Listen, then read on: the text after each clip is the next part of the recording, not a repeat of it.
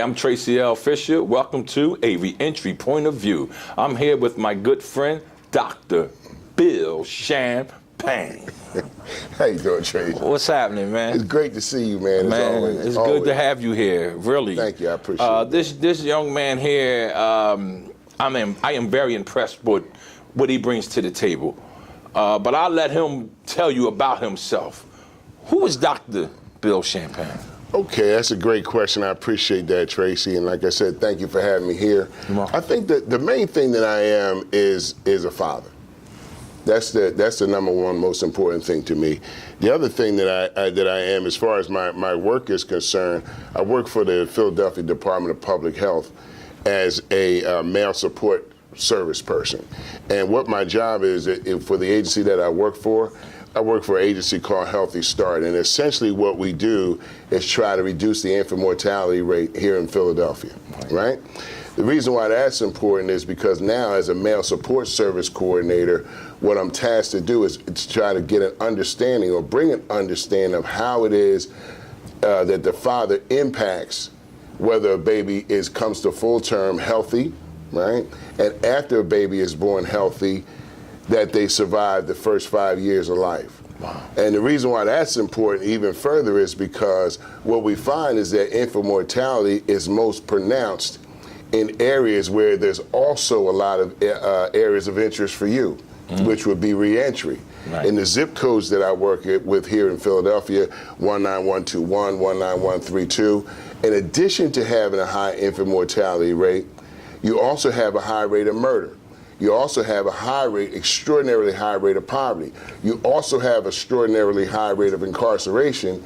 And what I've done, I'm not saying that they're causal, but they certainly correlate. Right. And I tell people all the time, if you have in an area where a 25-year-old man or 25-year-old woman can't survive, how in the world do you expect a 2-month-old who can't move around on his own, who can't make his own decisions, to be able to survive in an area like that? Wow. So it just makes natural sense. It makes common sense to say that when you're talking about infant mortality, you're talking about the mortality of everybody in the area, right? It's more like human mortality.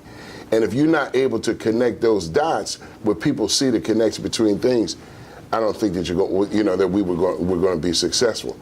So that ties into understanding why the work that you do and I do is so important and so connected, even though it doesn't appear to be.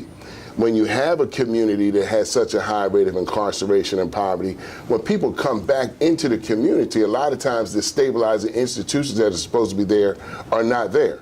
So we had to create our own institutions the same way the institutions were decreated. Right. Also, what's important to do to understand is how are we going to impact? We had to ask ourselves a couple questions. First of all, one of the questions that we want to ask ourselves is, with our youth, what kind of young men and women do we need to create, right, in the community? What are we creating and what are we directing those young people to do? Because it's important that we put them in a position where they can go in a direction that's going to be beneficial not only to them, but to the community as well. And then you have to figure out, well, if we figure out what direction we want to put them in, how do we create the industries, right, that are going to support them in those pursuits? That comes from understanding how to create people's taste. Wow. All right, let me tell you why taste is so important. It seems like a small thing, but taste is extremely important. Because what you have a taste for is the things that you're going to go and get, right? Right, absolutely. So you say you have a taste for a hamburger. And if you don't make the hamburger, you have to go get the hamburger from somebody else. And if I'm able to create your taste and have you come to me for that hamburger, I'm always going to have your money. Yeah. So, but on the other hand, if you have a different taste and I say, well, I have a taste for X, Y, and Z, and I can go to Tracey and get it, I don't have to leave the community. I don't have to take the money that's necessary to make our community flourish and to keep our children out of crime and to create the certain jobs in the industries that make us self-sufficient. Right. Then now we're getting somewhere. And all of these things hover around. When you see impoverished communities, Tracey, one of the hallmarks of impoverished communities is they haven't created and dominated and structured their own taste. Everything that they have a taste for, they have to go outside of the community to get. So what happens is you end up enriching other communities or other ethnic groups, which is really what it boils down to, because we're not talking about apples and oranges, we're talking about people here. And you see that other people's children stay out of crime, while your children end up attacking you because you send all the money out of the community. Right? So it's a whole circle of life, and there's a whole complex of issues that had to be dealt with simultaneously. That's why I'm glad to see what you're doing, because it's one big tree with just different branches. Absolutely. Everybody's a part of the healing process. Absolutely. The other thing that we had to, that I think about, I work with men, right? And one of the things that I deal with when I deal with young men is a lot of them don't have any direction. They don't understand primarily or even fundamentally what masculinity is. And until you get them to understand what masculinity is and how you apply masculinity in the pursuit of the things that you want, especially protecting, providing, and teaching your family, then you also have guys who don't have an understanding of where the lines are drawn. I tell people all the time, men live by lines. Get in line, stand in line, wait in line, don't cross the line, out of line, in line, right? And if we don't have clear lines, then we have confusion. Confusion is and chaos comes from not knowing, okay, what are the rules? Who's in charge? What are the customs? What are the habits? Right? What are the things that are in bounds and what's out of bounds? How do you actually address a woman? Why do you have a relationship with a woman? Right? And in what context? And what is the supposed result of having those interactions? So until we actually clarify some of those things, you know I have a son, until we clarify some of those things, teaching him right now what I call the 4 archetypes of masculinity, right? He's tasked to be 4 different things. It's like having muscle groups, right? The muscles are already there, but you have to learn how to use them. Then after you use them, they get bigger, stronger, and it becomes automatic. You already know this. Absolutely. So I'm teaching my son, okay, you're going to be 4 different things. First of all, you have to be a warrior. Why is it important to be a warrior? It's important to be a warrior because, first of all, warriors understand customs. They understand traditions, and they know where the lines are. So they know what to cross and what not to cross, but also what they know how to do is make sure nobody else crosses those lines. Different from a soldier who would go out and fight for money, the warrior is the one who protects the ideologies, the tastes, the women, the children, the customs, and the habits of the group, right? That's his task. He's in front, the tribe is behind him. The second thing that he has to do is be able to be a hunter.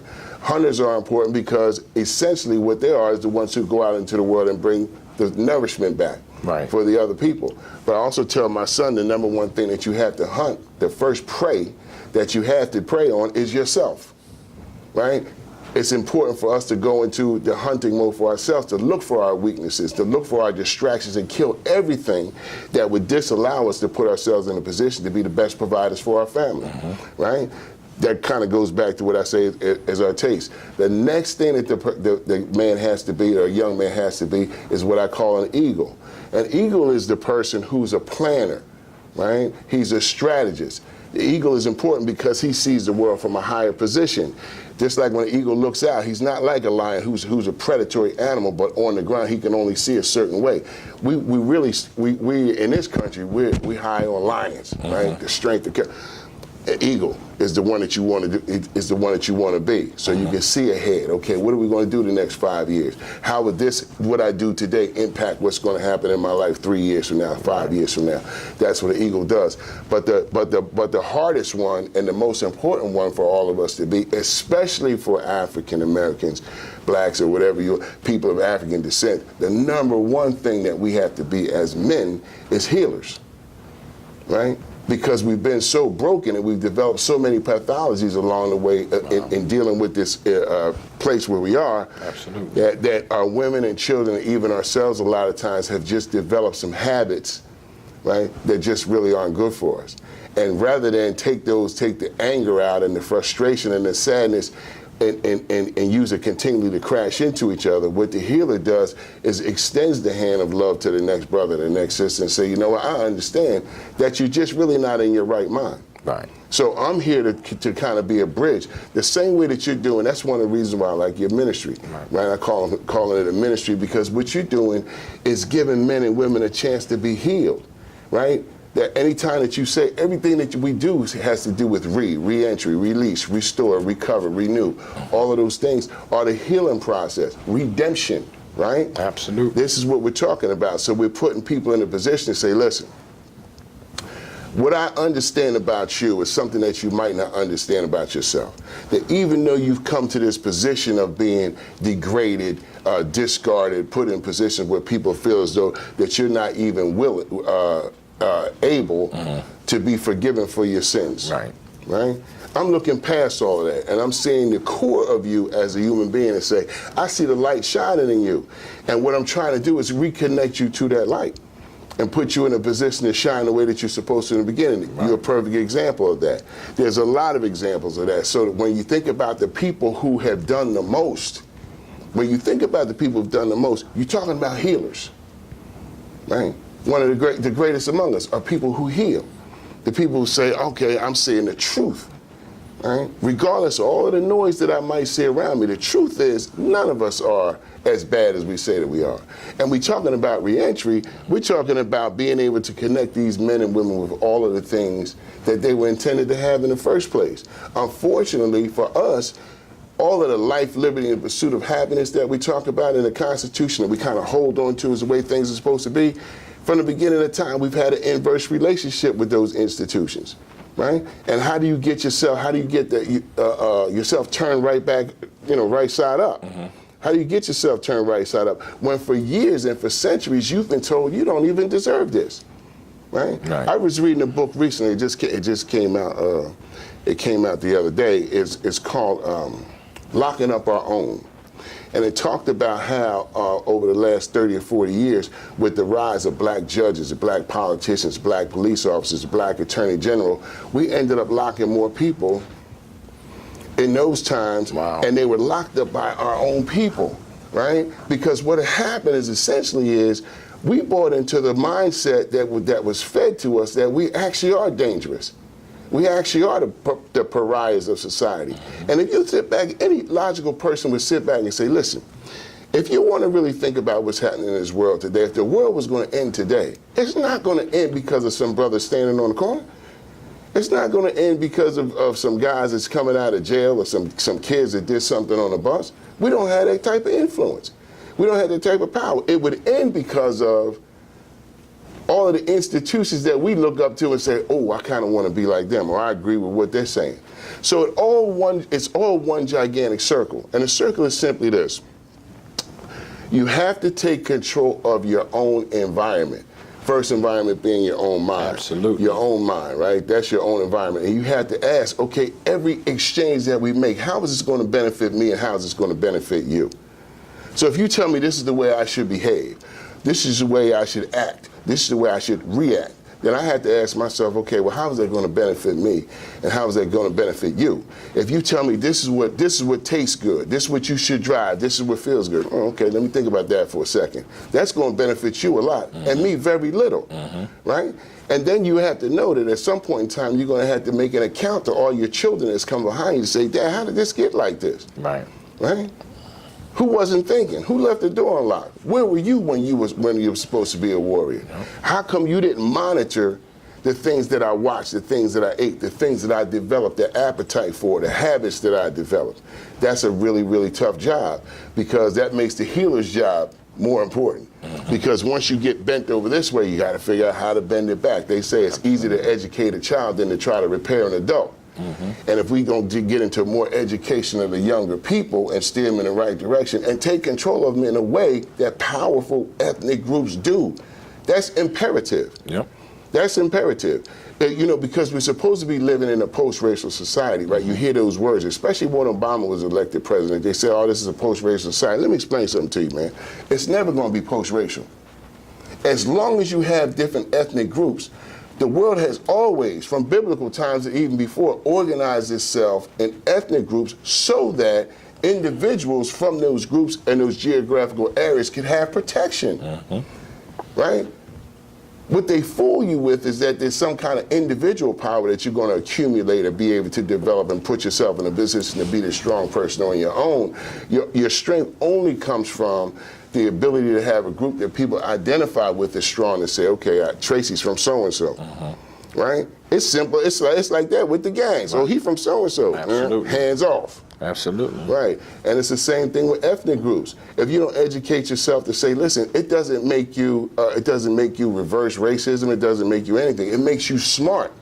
To say, okay, if the funny thing about it is we were always identified collectively, right? And then trained to identify ourselves individually. Right. It's backwards. It's backwards, and you see the detriment of it, because the times when you feel most free as an individual are the times when you're actually most enslaved. Right. Because at that point in time, if you don't have a collective identity, collective ethics, collective morals, collective habits and customs, then the only thing that you can do is take your individuality out into the world, right? Where you're most vulnerable.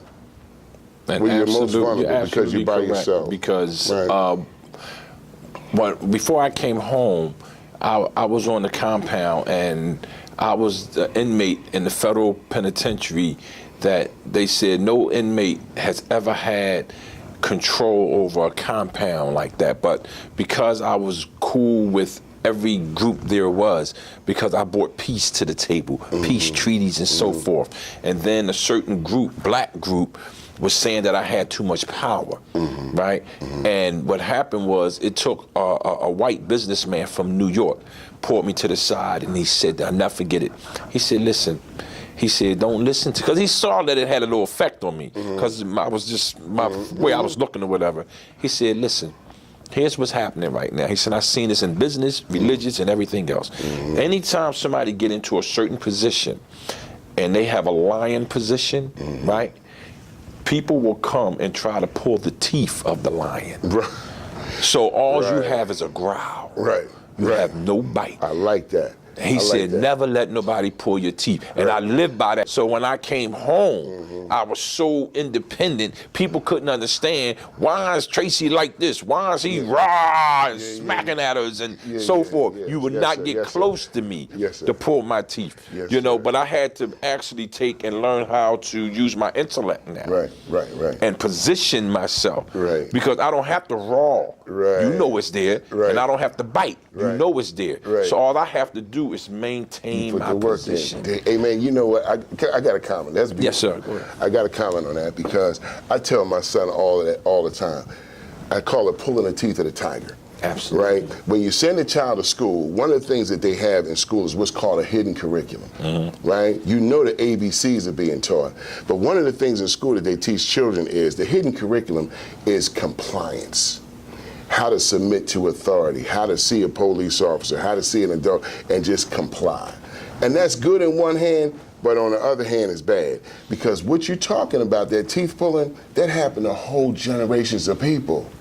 And what we did was, when we got into a position where we subordinate ourselves to the ideologies of other people, the agreement was this: you can have a grievance as long as you mourn inside, right? As long as you cry a little bit inside and don't bring that grievance up too loud. Wow. And one of the most valuable, you told me this one time we were talking, I got to bring this up again because it applies so much. And that when you talked about being in the penitentiary, having a certain set of rules from this time to this time, and another set of rules from this time to this time, we got mixed up about what rules we were supposed to follow, because the number one rule is always going to be survival. And if my compliance with you, pulling my teeth out, doesn't give me the ability to bite for the people coming behind me, then what are we talking about? Once again, you have to ask yourself, okay, how is this going to impact me?